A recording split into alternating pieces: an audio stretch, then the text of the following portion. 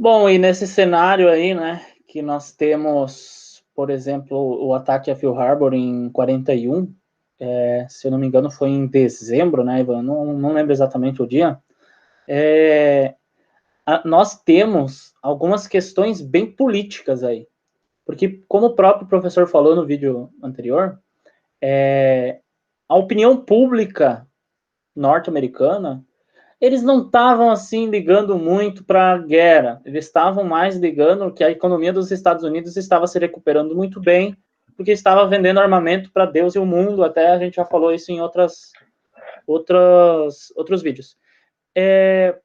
Só que a partir do momento que a Rússia ela ganha uma força dentro desse conflito aí, que o Ivan explicou antes, eles começaram a pensar, porque, na verdade, assim, né, a gente fala, como a gente vai trabalhando separadamente para trazer maior entendimento, a Rússia ela não estava só demonstrando força com a Alemanha.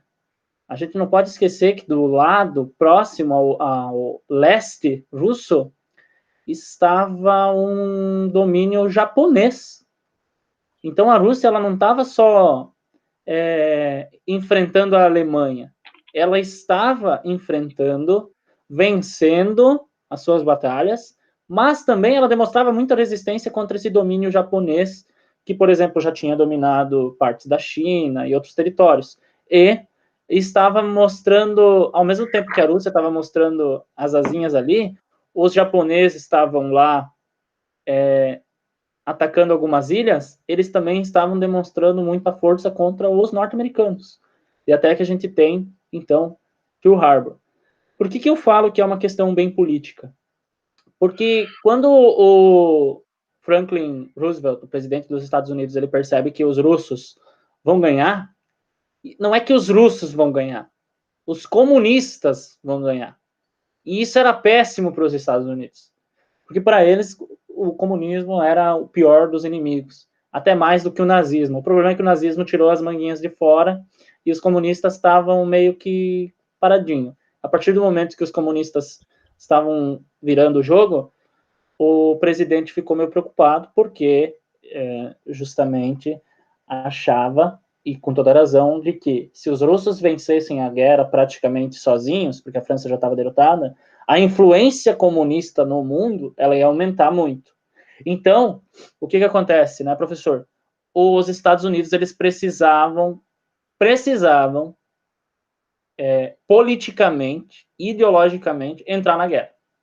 Economicamente, nem tanto, mas politicamente sim. Então, o que acontece? Já era sabido do ataque a Pearl Harbor 2 dias antes, 5 de dezembro de 41, já tinha sido pegada algumas mensagens japonesas de que Pearl Harbor seria atacado, tá? Só que o que acontece?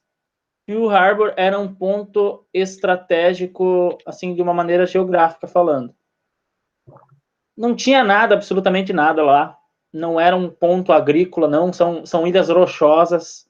Tinha alguns navios de guerra que não eram os últimos modelos. Tinha alguns aviõezinhos, aqueles porta-aviões, né? Os navios porta-aviões. Mas, assim, soldados, que nem o professor falou antes, né? Não eram aqueles mais... Eu vou dizer, não eram os melhores. Eram uns bem... Eu vou usar uma palavra bem popular, eram uns chinelos que estavam lá, que foram mandados justamente como para segurar aquele ponto. Se conseguirem segurar, beleza. Se não conseguirem, não tem problema de perder aquilo. O que acontece então? No dia 7 de dezembro, olha, se eu estiver muito enganado, vocês podem corrigir, né? Eu esqueci de dar esse aviso, né? Como é uma conversa, às vezes pode ter algum erro ou outro. Mas em 7 de dezembro de 41, os aviões japoneses atacam. Aí a gente tem que lembrar uma coisa. Um vídeo passado eu falei, né, que os Estados Unidos eles estavam vendendo aviões tanto para a Inglaterra como para o Japão. Exatamente, alguns aviões que foram usados no ataque contra os Estados Unidos, os japoneses tinham comprado do exército americano mesmo. Então é um pouco de ironia. Nem todos, lógico que não, mas alguns ainda eram. Enfim, o que acontece então? Os Estados Unidos, no outro dia, como o professor falou, né, o Franklin Delano Roosevelt ele vai e dá um aviso de que fomos atacados. e isso toda vez que um presidente americano fala, isso mexe com o sentimento nacionalista norte-americano, certo? É o nacionalismo estadunidense, no caso. Então, ele declara guerra à Alemanha. Só que aí nós temos um problema. Por quê? Por uma questão geográfica, política, econômica, o mundo ele é dividido em áreas de influência. O Brasil, geograficamente falando, é uma área de influência norte-americana. Não começou ali, já era faz muito tempo. Só que o Brasil tinha, com o presidente Getúlio Dornelles Vargas, acordos econômicos com o eixo, com a Alemanha. E qual era? Esse acordo girava principalmente em torno do aço, porque o Brasil não tinha uma siderúrgica muito avançada. Então o Brasil comprava muito aço dos alemães. E de outros países também, mas dos alemães principalmente. O que acontece?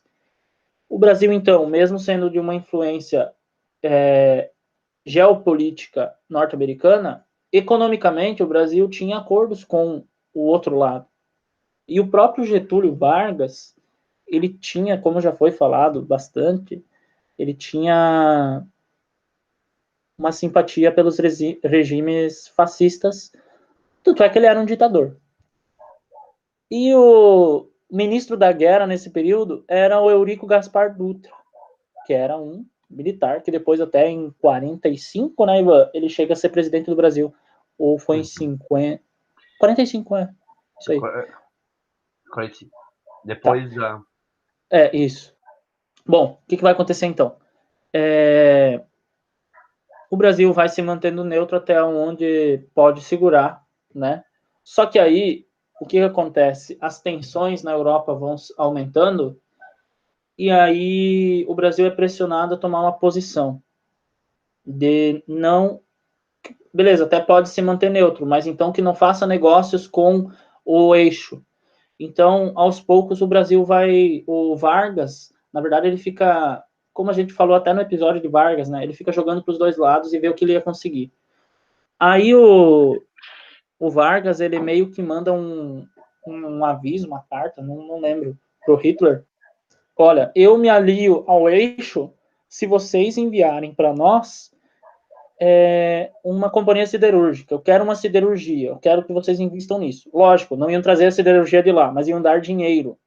Em contrapartida, os alemães iam, olha só, os alemães iam ter uma base de submarinos no Nordeste brasileiro. E aí o Vargas, o mesmo recado que ele deu para Hitler, ele manda para o presidente Franklin Delano Roosevelt. Ele manda, olha, os alemães ofereceram isso, o que vocês oferecem? Só que nesse momento, o Franklin Delano Roosevelt, ele estava em uma conferência, eu não lembro se era conferência de Yalta, mas pode até que seja. Ele foi numa conferência para saber o que eles iam fazer com a Alemanha depois que a guerra acabasse. E quando ele volta, ele não vai direto para os Estados Unidos, ele vem para o Brasil. E quando ele vem para o Brasil, até tem uma imagem que parece que é verdadeira. Ele, o presidente dos Estados Unidos, o Getúlio Vargas e até o Walt Disney, que veio para o Brasil junto com o Franklin Roosevelt como presidente, eles se encontram em Natal. E aí lá, o que acontece? A troca de favores, né? O presidente americano, ele dá 20 mil dólares, mais ou menos essa quantia aí, 20 mil não, 20 milhões, 20 milhões de dólares para que o Getúlio Vargas desenvolvesse a Companhia Siderúrgica Nacional, a CSN, e em contrapartida os Estados Unidos iam poder construir uma base aérea em Natal, Rio Grande do Norte, certo? Mas por que os dois lados tinham interesse na mesma região? Porque justamente Natal, no Rio Grande do Norte, seria o ponto mais próximo da África, onde eles poderiam atacar na região norte da África. Então seria interessante ter uma base aérea ali, certo? Mas o que acontece?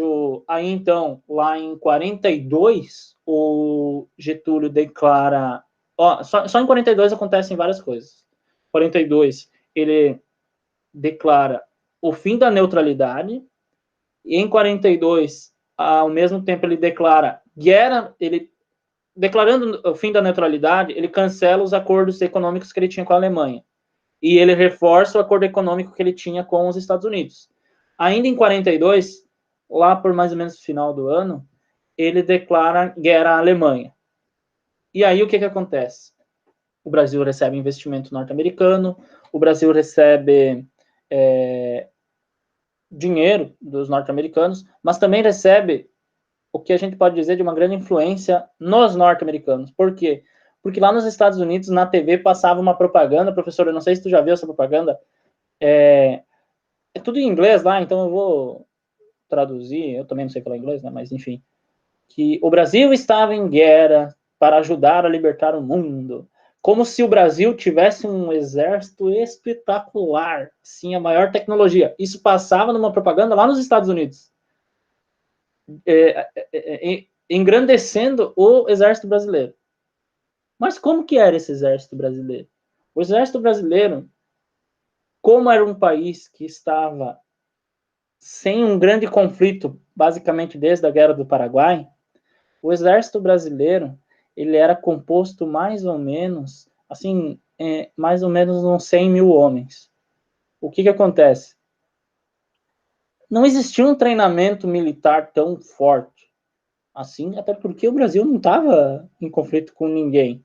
Lógico, alguns sempre têm um treinamento militar e tal, mas é que nesse período ainda era questão de ser voluntário. Por isso até tem a expressão, né, professor, voluntários da pátria, porque no exército não ganhava nada. Mas, por exemplo, aquele filho de empresário ou de fazendeiro, ele se voluntariava, porque primeiro, não ia para a guerra. E segundo, ele ia ganhar um alojamento e ele ia estudar qualquer coisa que ele quisesse dentro do exército.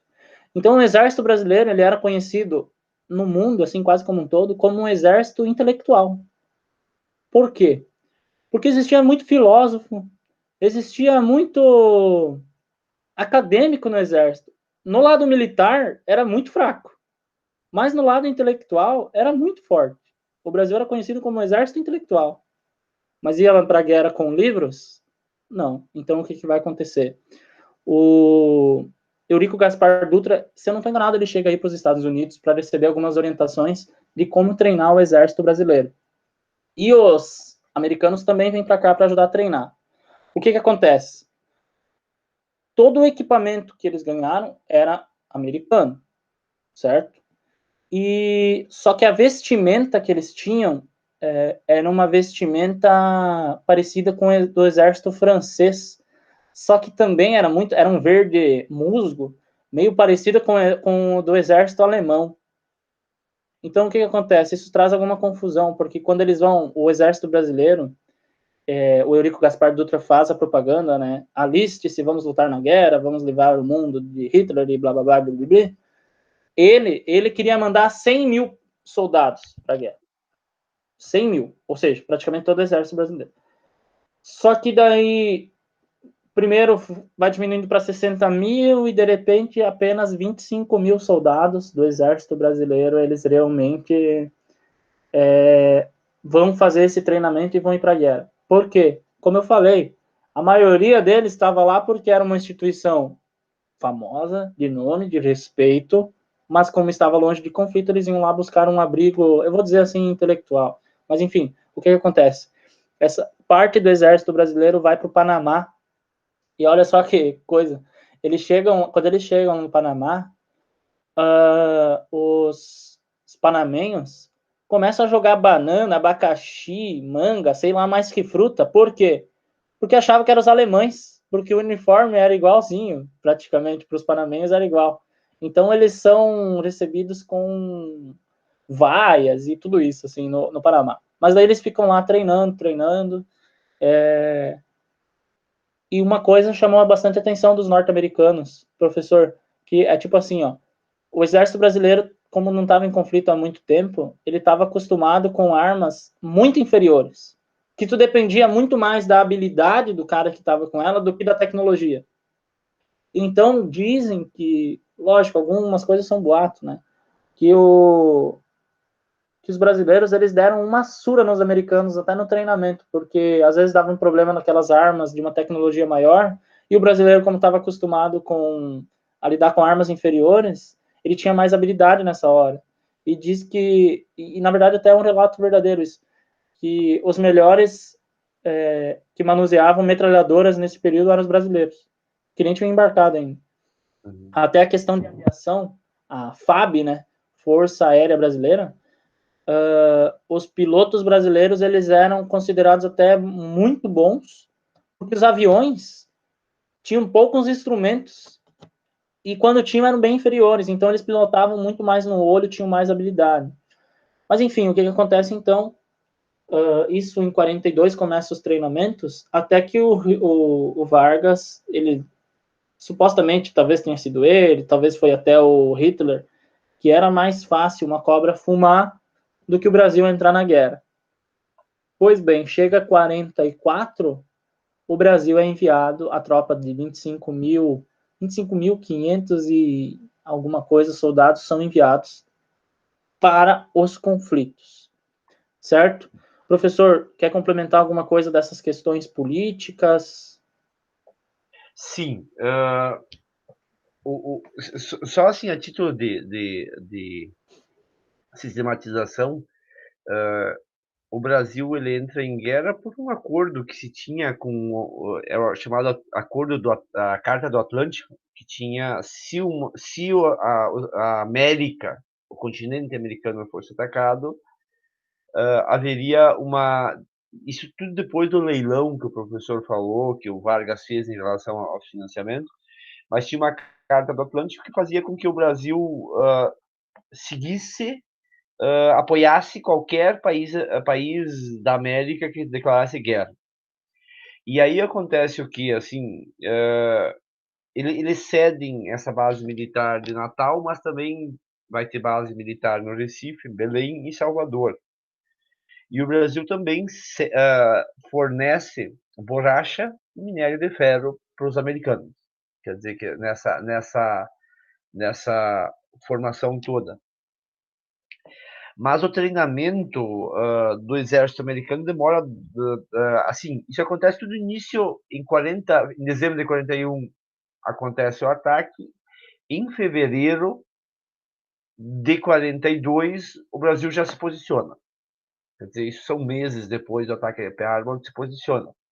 Mas que o exército brasileiro vai estar pronto efetivamente para ser mandado para a guerra com esses 25 mil homens, a chamada FEB, que é a Força Expedicionária Brasileira, ela vai ficar pronta somente 2 anos depois. Quer dizer, que efetivamente em 44 que o Brasil vai entrar em guerra. E morrem 943 soldados brasileiros na Europa na Segunda Guerra Mundial. É bom que o professor lembrou dessa questão da borracha, né? Porque às vezes a gente fica exemplificando e esquece algumas coisas, né? Mas exemplificando não, simplificando e daí esquece algumas coisas. Mas uma coisa que é retratada, né? Assim, até por alguns que sobreviveram a isso aí, a participação do Brasil. A FIB, né, a Força Expedicionária Brasileira, era todo o corpo dos 25 mil, e aí dentro estava a FAB, que era a Força Aérea Brasileira. Então, só não confundir, porque, por exemplo, a questão a cobra vai fumar, que depois até vira um símbolo, e nós temos aquele escudo, né, com a cobra fumando, ela é da FIB como um todo. Mas a FAB, ela tem um avestruz como símbolo. Por quê? Porque quando a Força Aérea Brasileira, na verdade a FIB inteira, eles desembarcam em 44 em Nápoles, na Itália, Nápoles, e quando eles chegam lá, ainda o que os outros soldados percebiam era o McCarthy, eu acho que era o general daquela região lá, um norte-americano. Eles percebem que os brasileiros não estão ainda prontos, mesmo com o treinamento. Só que aí tem um detalhe. O Brasil tinha treinado, ao longo desse 1 ano e 9 meses, quase 2 anos, para desembarcar no norte da África, para dar reforço naquela batalha. Só que quando eles estão preparados para embarcar, para viajar, não tinha mais necessidade deles desembarcarem lá. Então eles são mandados para a região do sul da Itália, certo? E isso causa um impacto, porque não é só a questão do treinamento em si, mas também de equipamento. Aí o que os soldados brasileiros têm que fazer? Só lembrando que o Mascarenhas de Moraes, ele é nome de muita avenida que a gente tem por aí, mas ele era o nosso comandante do exército. O ministro da guerra era o Eurico Gaspar Dutra, e o Mascarenhas de Moraes, ele era o comandante-geral do exército brasileiro, que se submetia ao exército estadunidense. Então, recebia ordens justamente do exército americano, pelo menos eu acho que era do 4º batalhão do exército americano. O que acontece? O Brasil chega lá, o Mascarenhas de Moraes junto, tinha mais outros famosos ali junto também, eu não vou lembrar de todos. Mas daí eles chegam lá e eles começam a passar frio na Itália, porque os equipamentos que eles tinham eram para lutar no norte da África, que é quente. Então os brasileiros eles começam a fazer o quê? Muitas trocas. Porque enquanto os soldados que estavam lá, que eram, assim, em sua essência, americanos, mas tinham alguns ingleses também, franceses um pouco, eles não estavam mais recebendo tanto mantimento, mas o exército brasileiro recebia muito mantimento, comida, cachaça e outros enlatados, que eles conseguiram trocar por roupas de inverno, que, por exemplo, eles não tinham. E aí, o que acontece? Eles foram, eu vou usar uma expressão, eles foram pegando no tranco, eles foram aprendendo na prática as batalhas. Tanto é que, quando eles começam a criar um respeito, é justamente um pouco quando eles estão subindo para tomar Monte Carlo, que era uma linha que tinha lá no norte da Itália. Monte Carlo, na verdade, é uma colina. Antes de chegar lá, estava todos os soldados se preparando, o exército brasileiro percebeu, até o Mascarenhas de Moraes percebeu, que tinha sido roubado muito mantimento, mais do que eles poderiam fazer trocas. Então a gente tem um episódio que muitos dizem que é verídico, que aí um batalhão do exército brasileiro rouba um tanque norte-americano e esconde. E eles largam um bilhete mais ou menos assim: devolvam todas as nossas coisas, que aí nós devolveremos o tanque. Nós devolveremos o César. Eles chamavam o tanque de César. Até hoje eu não sei porquê, mas enfim. Talvez por estar na Itália, região, sei lá, do Império, principal ponto do Império Romano, aí eles quiseram fazer uma piada, alguma coisa assim. Mas daí o que acontece? No outro dia, o exército americano devolve os mantimentos e aí é encontrado o tanque escondido num campo de trigo, eu não lembro do que era. E aí o que acontece? A partir desse momento é retratado que o Brasil ele ganha respeito de todos ali. Por quê? Porque eles conseguiram enganar uma parte do exército americano. Tanto é que a Batalha de Monte Carlo, ela é uma batalha, assim, bem intensa, infelizmente, pouco estudada, porque o Brasil teve um papel fundamental na Batalha de Monte Carlo. A gente tem monumentos em Monte Carlo e até depois em Montese, em homenagem aos pracinhas brasileiros, aos soldados brasileiros. E isso é muito importante. Até tem... Quando eles conseguiram conquistar Monte Carlo, em Montese, o Brasil era para esperar os reforços americanos chegar. Só que daí, eles não, vamos ir, a gente vai atacar. E eles atacam primeiro. Montese, ela foi conquistada pelo Brasil. A cidade foi libertada pelo Brasil. Só que aí nós temos entre esse Monte Carlo e Montese, temos um sacrifício que foi feito por 3 soldados brasileiros, que eles, sozinhos, os 3, eles conseguiram segurar um batalhão inteiro nazista. Eles acabaram morrendo, mas os próprios nazistas, eles conseguiram, os 3 conseguiram segurar esse batalhão até que os reforços chegassem. Só que os nazistas, eles viram aquilo como uma coisa tão marcante que eles mesmos enterraram os corpos dos 3 brasileiros e colocaram lá heróis de Montese. Eu não lembro se é Montese ou Monte Carlo, mas eles homenageiam, os nazistas inteiraram, os nazistas criaram um monumento que é até hoje lá, né, guardado pelos cidadãos desse local. O que acontece então? Os franceses, ingleses e americanos que estavam lá no local, eles, principalmente os americanos, eles dizem: o Brasil agora aqui, depois de conquistar a Montese, não precisa mais que a gente reforce. Eles conseguem se virar sozinhos. E aí, então, o exército brasileiro ele fica praticamente sozinho, guardando a cidade e essa região do norte da Itália. Por quê? Lógico, porque eles adquiriram respeito? Sim. Mas também é que logo, isso já é 45, foi final de 44 Monte Carlo e começo de 45 Montese. Ia ter o dia D.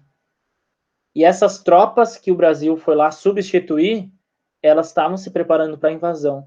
Então o Brasil, sem querer, participa muito do dia D. Porque aqueles soldados que o Brasil foi reforçar, aquele exército, alguns foram para o dia D, ajudar na grande invasão que a gente vai ter 5 de julho de 1944. Se eu não estou enganado, é essa data, mas enfim, depois a gente vai ver bem certinho. Então é muito importante a participação do Brasil. Aí o que acontece?